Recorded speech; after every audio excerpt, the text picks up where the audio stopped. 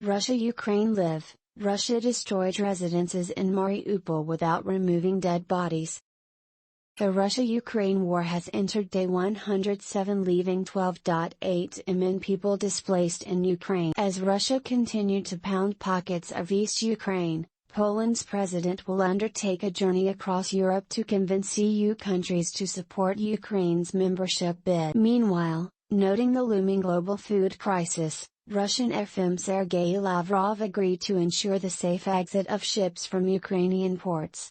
Russia deliberately exploiting famine as a weapon, claims Germany's agriculture minister. Russia is deliberately using starvation as a weapon by shutting Ukrainian ports, German agriculture minister Kim Özdemir said on Friday. During a visit to Kyiv on June 10, Kim Özdemir told CNN affiliate NTV that Russia is engaging in a particularly horrible kind of warfare.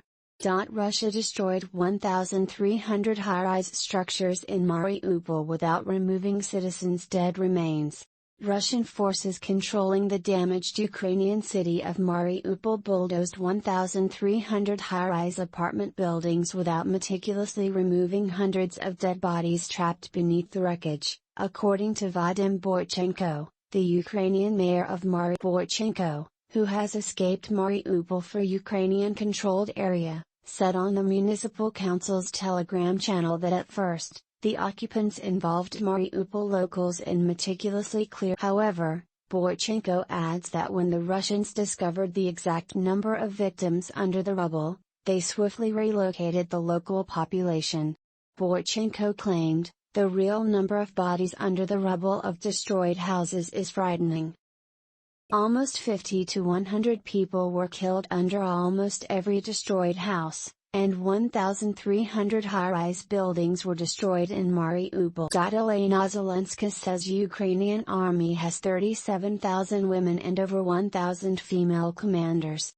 According to Ukrainian First Lady Olena Zelenska, 37,000 women serve in the Ukrainian army, with over 1,000 becoming commanders. Zelenska stated, "Most of our doctors are women as well as 50% of our entrepreneurs who work to support the economy at war." U.S. President blames Russia's invasion of Ukraine for country's high inflation. U.S. President Joe Biden responded to the June 10 Consumer Price Index report, which highlighted ongoing high inflation. However, Biden stated that reducing inflation is his top economic priority, while at the same time blaming the persistent high prices on Russia's unprovoked invasion of Ukraine. Biden, in a statement, remarked, "Even as we continue our work to defend freedom in Ukraine, we must do more, and quickly, to get prices down here in the United States." Putin's price hike hit hard in May here and around the world. High gas prices at the pump, energy, and food prices accounted for around half of the monthly price increases, and gas pump prices are up by $2 a gallon in many places since Russian troops began to. Ukraine claims Russia lost 31,900 soldiers since invasion began. Ukrainian Defense Ministry has claimed that around 31,900 Russian troops have lost their lives since the onset of the invasion on February 24. The Russian forces have lost 1,409 tanks, 3,450 armored combat machines, 222 multiple launch rocket systems, MLRS, and 712 artillery systems. In addition, the Defense Ministry of Ukraine stated that Russia has lost 97 anti-aircraft warfare systems, 212 aircraft, 178 helicopters, 2,438 vehicles and fuel tanks, 13 ships or boats, 125 cruise missiles, 572 unmanned aerial vehicles, UAVs, and 50. Russia accuses Pentagon of using Ukraine as bioweapon testing ground. In the latest development amid the ongoing war in Eastern Europe, a Russian lawmaker alleged that Pentagon used Ukraine as a testing ground for the lethal military biological. According to Russian State Duma Deputy Speaker Irina Yarofaya, The Pentagon's claims of apparently peaceful cooperation with the now infamous Ukraine-based biolabs only show that the US was executing a dangerous global military biological program and that East European, notably, Eurofia is co-chairing a parliamentary commission probing the operations of biological laboratories in Ukraine. Ukraine warns Russia may briefly freeze war for sanctions relief. Ukraine's military intelligence directorate on Friday warned the Western nations that Russia may briefly freeze war in Ukraine in exchange for the sanctions relief. The conflict, however, may drag into another year, Ukraine's military intelligence said in a Telegram post, adding that Ukrainian troops are critically outnumbered with respect to the weapons by the Russian soldiers. Ukraine warns Russia may briefly freeze war for sanctions relief.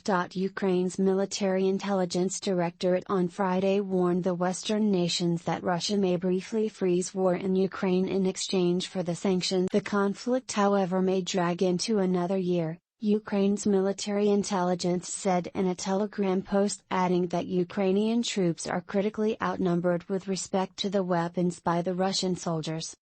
The Kremlin leadership probably will try to freeze the war for a while in order to convince the West to lift sanctions, but then continue the aggression, the Ukrainian Ministry of Defense's main intelligence directorate said in a Telegram post. Russia's economic resources will allow the occupying country to continue the war at its current pace for another year. DPR hasn't complied with essential fair trial guarantees, says OCHR.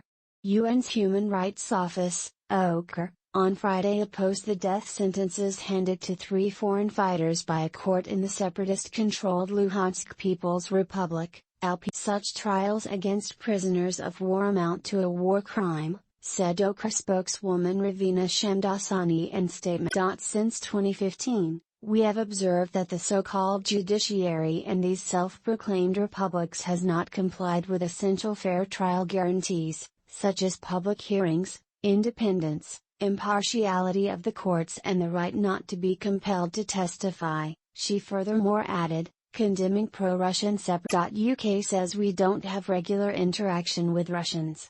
UK has been prioritizing the talks with Ukraine over the 2 British nationals sentenced to death in the DPR, a spokesman for British Prime Minister Boris Johnson told reporters in Britain on Friday. Our priority is working with the Ukrainian government to try and ensure their release as quickly as possible, the spokesman said. He added, we don't have regular interaction with the Russians when asked whether the British government will speak with Russia for release of Sean Pinner and Aidan Aslin.